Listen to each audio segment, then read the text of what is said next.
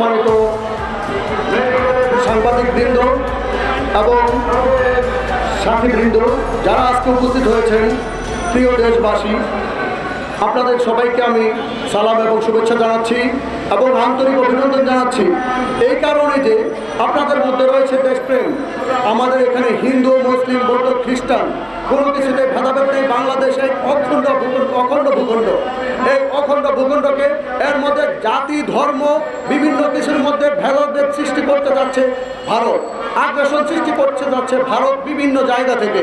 ভারতের কিছু উগ্রপন্থী হিন্দুত্ববাদী দেখিয়ে বাংলাদেশকে একটি আন্তঃভূত সৃষ্টি করার চেষ্টা করছে। বর্তমান অন্তর্বর্তীকালীন সরকার এই সরকারকে ব্যর্থ প্রমাণ করার জন্য ভারত থেকে বিভিন্ন প্রপাগান্ডা চালানোর চেষ্টা করছে। আমরা আজ প্রতিবাদ জানাচ্ছি ভারতে আগরতলায় বাংলাদেশের উপ হাইকমিশনে উগ্রবাদী হিন্দুদের হামলা ও ভারতীয় আগ্রাসনের বিরুদ্ধে। আমাদের এই যুব সমাবেশ আমাদের এই দেশকে, এই ভূখণ্ডকে অখণ্ড রাখার পক্ষে। আমরা চাই এই দেশে অন্য দেশ নাক না গলায়। ভারত কখনো আমাদের বন্ধু হতে পারে না, কারণ তাদের সাথে আমাদের একটি সীমানা বিভ্রান্তি রয়েছে। তারা প্রায় আমাদের বাংলাদেশে ঢুকে পড়ছে, বিভিন্নভাবে বাংলাদেশকে বিভিন্নভাবে তারা তুলে নিয়ে যেতে চাচ্ছে, দখল করতে যাচ্ছে। বাংলাদেশকে তারা রাজনৈতিকভাবে না আসতে পারলো কোনো না কোনোভাবে বাংলাদেশকে অন্যভাবে দেখা যায় ফেসিবাদ সরকারের মাধ্যমেও বাংলাদেশকে তারাই চালানোর চেষ্টা করেছিল।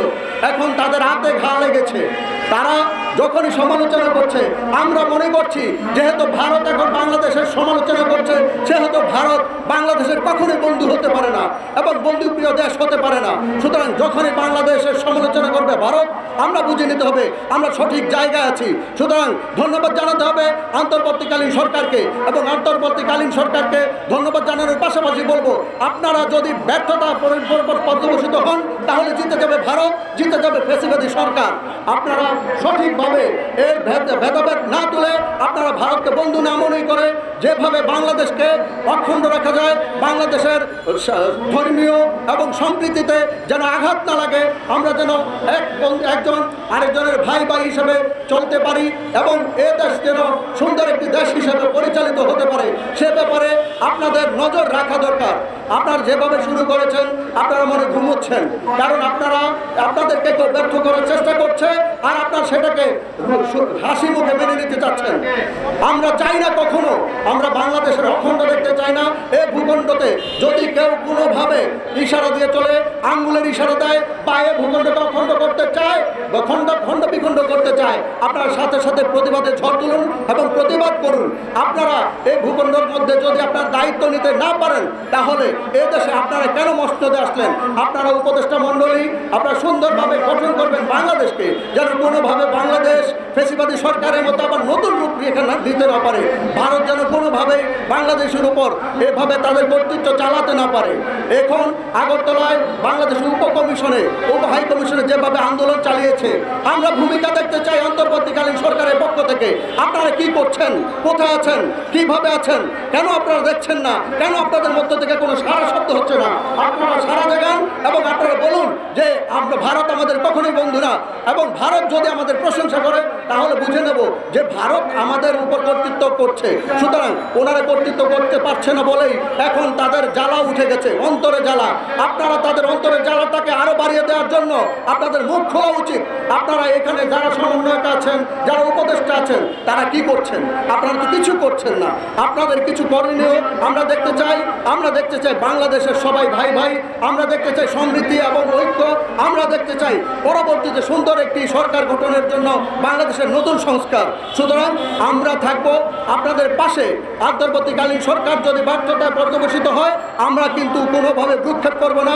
আমরা আবারও আন্দোলন করতে পারবো, মাঠে নামতে পারবো। যেভাবে ফ্যাসিবাদী সরকারের বিরুদ্ধে আমরা নেমেছিলাম, ঠিক অন্তর্বর্তীকালীন সরকারের বিরুদ্ধে আমরা নামতে পারবো।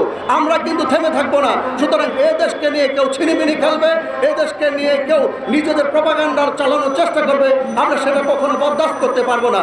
ভারত মনে করেছে বাংলাদেশ শক্তিহীন একটা দেশ, সোলজার নেই, বাংলাদেশে কোনো শক্তি নেই, সেনাবাহিনী নেই, পুলিশ নেই, আন্তঃকুন্দল সৃষ্টি করে দিয়েছে প্রশাসকের উপরে, শাসন কর্মকর্তার উপরে। আমরা বলতে চাই বাংলাদেশে আমাদের সোলজার দরকার নেই, আমাদের সৈনিক দরকার নেই। আমরা বাংলাদেশে যে 18 কোটি জনগণ আছি, আমরা প্রত্যেকেই হচ্ছি এক একজন সৈন্য, এক একজন সৈনিক। আমরা এই 18 কোটি জনগণ, আমরা যদি আমাদের রক্তের উপর দিয়ে আপনারা যদি আপনাদের বুলডোজার চালাতে চান, আপনারা যদি দেশকে দখল করতে চান, তাহলে অবশ্যই আমাদেরকে আগে ধ্বংস করতে হবে। তারপর বাংলাদেশে শুধু ভূমিটা পাবেন, আপনারা বাংলাদেশের জনগণ পাবেন না। বাংলাদেশের জনগণকে কখনোই আপনারা দাবিয়ে রাখতে পারবেন না। বাংলাদেশের জনগণকে কখনো গোলাম বানিয়ে রাখা যায় না, সেটা 71 প্রমাণিত হয়েছে। আবার নতুন করে প্রমাণ করে দেব, বাংলাদেশের জনগণ প্রয়োজন বোধে ভূখণ্ডের উপরে নিজেদের আত্মত্যাগ করবে, রক্ত বলিদান দেবে, জীবন বলিদান দেবে। একটা মানুষও খুঁজে পাওয়া যাবে না ভারতের গোলামি করার জন্য। আমরা সাবধান করে দিচ্ছি, হুঁশিয়ার করে দিচ্ছি ভারতকে, বাংলাদেশের দিকে আপনারা নজর দিলে শেষ পর্যন্ত আপনারা নিজেরাই টিকে থাকতে পারবেন না। চতুর্দিকে আপনাদের শত্রু তৈরি হচ্ছে এবং বাংলাদেশকে বন্ধু বন্ধু বলেছেন, ফেসিবাদ সরকারের বন্ধু ছিলেন, আপনারা কিন্তু এখন বাংলাদেশের বন্ধু নন, এটাই প্রমাণ করছে। সুতরাং আমি বলবো, আপনারা কখনোই বাংলাদেশের বিরুদ্ধে প্রোপাগান্ডা চালানোর চেষ্টা করবেন না। যদি কখনো বাংলাদেশকে দখল করা বা ভূখণ্ডকে নিয়ে কোনো রকম ছিনিমিনি খেলার চেষ্টা করেন, যদি আমাদের মধ্যে ঐক্যের বিভ্রান্তি করার চেষ্টা করেন, তাহলে আমরা বলে দিচ্ছি, হুঁশিয়ার করে দিচ্ছি, আমরা আবার মাঠে নামবো। ঠিক যেভাবে 36শে জুলাই অর্থাৎ 5ই আগস্ট আমরা যেভাবে স্বাধীন করেছিলাম এদেশকে, যেভাবে নতুন করে আমরা একটা ফেসিবাদ সরকারকে বিতাড়িত করেছিলাম, ঠিক সেভাবে আমরা লাঠি ছোটা নিয়ে নামতে পারবো এদেশকে রক্ষা করার জন্য। এই প্রত্যাশা রেখে শেষ করছি। ধন্যবাদ সবাইকে। আসসালামু আলাইকুম।